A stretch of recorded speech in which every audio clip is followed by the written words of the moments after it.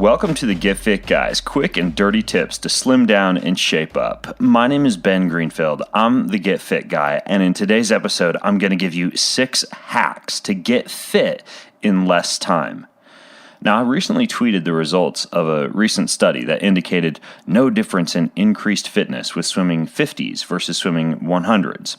Now, in this study, 24 swimmers were divided into a short interval training group that did 8 weeks of workouts that consisted of 12 to 16 50-meter repeats with 15 seconds of rest in between each repeat. And then there was a long interval training group that did 6 to 8 100-meter repeats with 30 seconds rest. And then finally, there was a control group.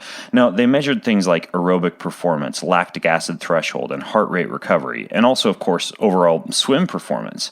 Now, it turns out after 8 weeks of training that the short interval, 50-meter group, and the long interval, the 100-meter group, both experienced very similar improvements in swimming performance and aerobic adaptations.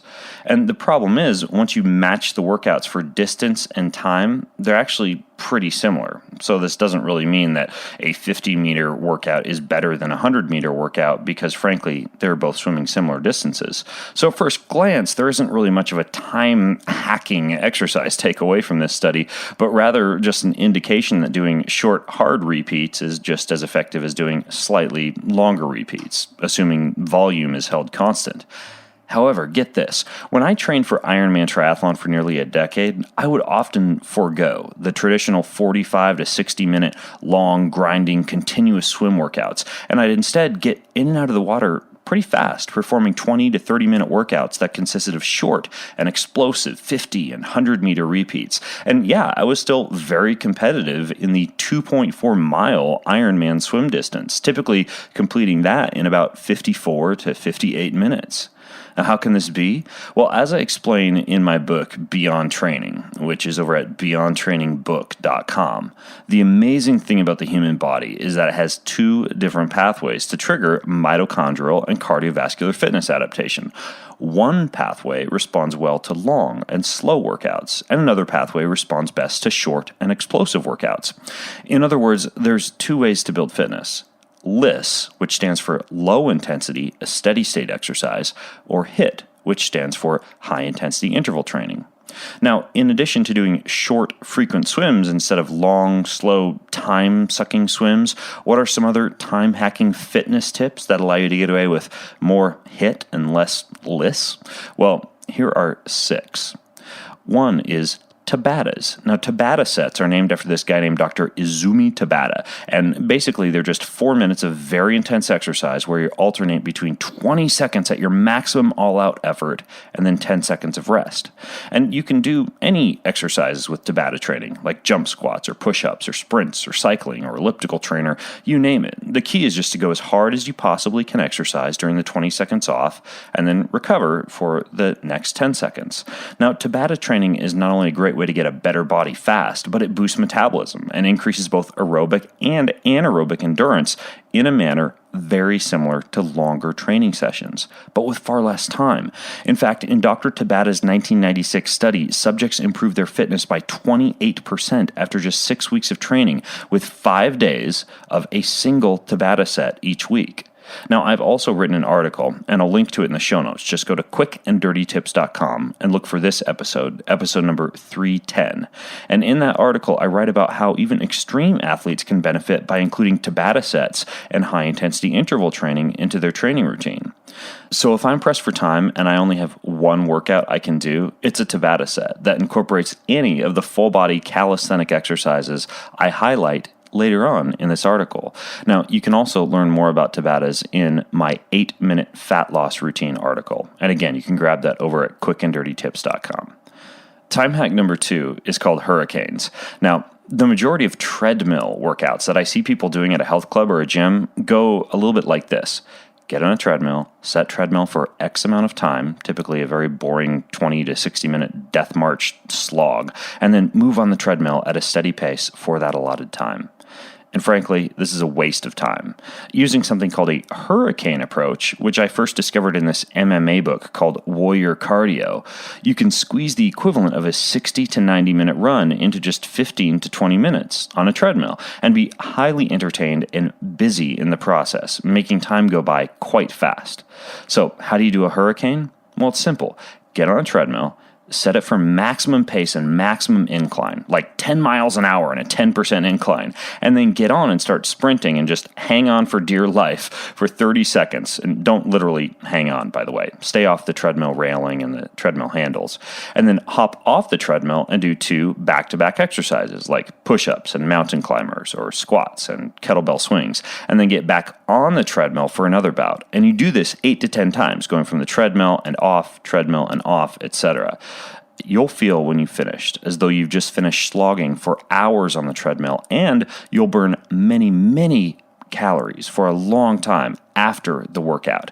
By the way, in exercise research, that calorie burning post-workout phenomenon is called excess post-exercise oxygen consumption, or EPOC. All right, here's the next time hack.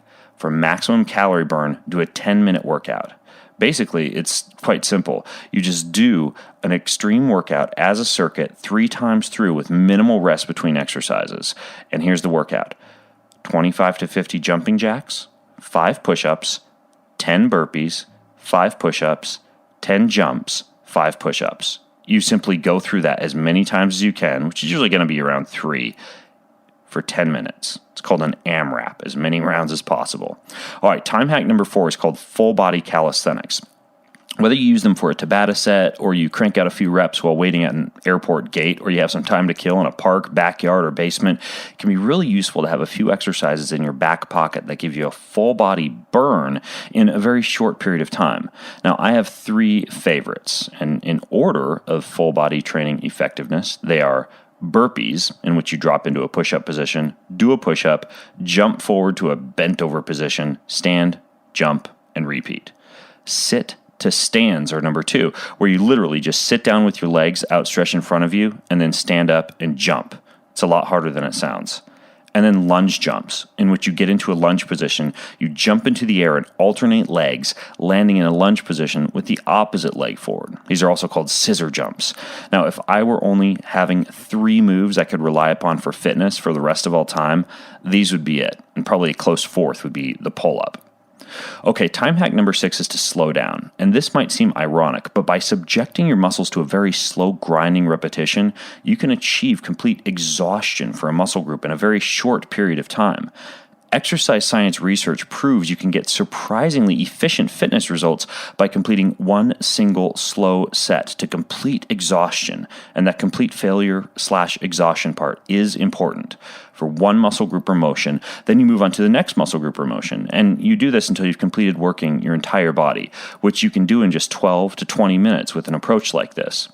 Now, this style of one single, hard, weekly, super slow training routine is not going to break any Olympic records anytime soon, but it is a viable strategy for staying fit when time is limited, and you don't have to hunt down fancy exercise machines to do this style of training. You can use your own body weight, a kettlebell, or a set of dumbbells, along with moves like the squat, the lunge, the push-up, the overhead press, a pull-up, or a row, and you just choose 4 to 6 different exercises, and you do one single, extremely super slow set for each of those exercises in your home, backyard, basement, or office.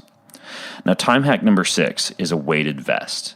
A weighted vest is a vest that could be made from something like tiny sandbags or small steel bars or other weighted objects, and it's designed to add extra weight for body weight exercises or walking or running or speed work, agility, and quickness drills. And when it comes to performance, research has shown that using this type of load during sprinting and speed work does indeed require a high amount of lower body muscle utilization to generate more force against the ground, and leads to significant improvements in things like strength, power, and acceleration during running, as well as better strength and efficiency for speed and power and agility. But even if you're not a pro athlete, you can still get a ton of benefit from using a weighted vest as a time hack for efficient exercise or calorie burn. You can just do your daily activities like doing the laundry or cleaning the house or walking around or gardening while wearing a weighted vest, and you get an increased metabolic cost, aka calorie burn, muscle fiber load, and tension for any movement. It can even increase bone density because you're loading the skeletal system. So using a weighted vest for just about any activity makes that activity harder and shortens the amount of time and repetitions necessary to make that activity a fitness stimulating activity. And that, in my book, is yet another time hack.